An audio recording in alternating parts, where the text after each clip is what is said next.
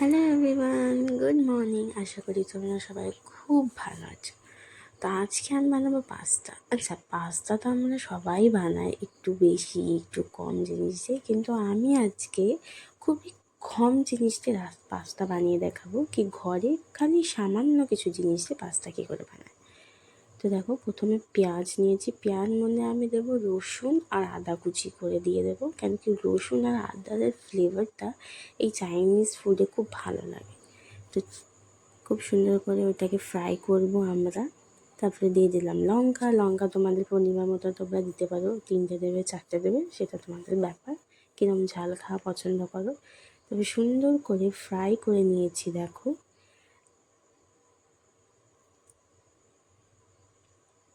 সুন্দর করে ফ্রাই করে নিয়েছি। তারপরে ওর মধ্যে দিয়ে দেব টমেটো।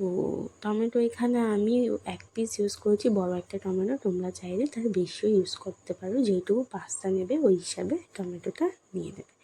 তো টমেটোকেও খুব সুন্দর করে ফ্রাই করতে হবে। তার মধ্যে আমি নুন দিয়ে দিলাম, একটু হলুদ দিয়ে দিলাম, কেন কি টমেটোর পরেই নুন হলুদটা দিতে সুবিধা হয়, কেন কি টমেটোটা খুব সুন্দর গলে যায়। ঠিক আছে, নুন একটা এরকম জিনিস যেটা টমেটো খুব সুন্দর সফট করে দেয়, তাড়াতাড়ি হয়ে যায়।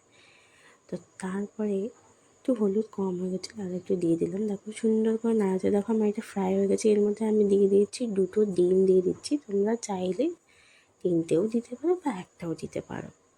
আচ্ছা, আমি বলবো না কি এর মধ্যে আর কোনো ভেজেস দেবে না। যদি তোমাদের ইচ্ছা হয় তোমরা আরও ভেজেস দিতে পারো, কিন্তু আমি আজকে ট্রাই করছি একদম কম জিনিসে আমি পাস্তা কী করে খেতে পারি। তারপরে আমি একটু সস দিয়ে দিলাম, একটু গ্রেভির জন্য একটু সস দিয়ে দিলাম, তারপরে একটু বাটার দিয়ে দিলাম। ঠিক আছে, কিন্তু আমি বলবো তোমরা এটা প্লিজ ট্রাই করে দেখো কি খুব কম জিনিসে কীভাবে বানানো যায়। তারপরে আমি পাস্তাটা দিয়ে দিলাম। পাস্তাটা খুব সুন্দর করে মিক্স করে নিলাম, ভালো করে মিশিয়ে নিলাম সব গ্রেভির সাথে। তারপর দেখো আমার এটা তৈরি হয়ে গেছে। প্লিজ কমেন্ট আর শেয়ার করো, আর জানিও কীরকম হয়েছে। বাই।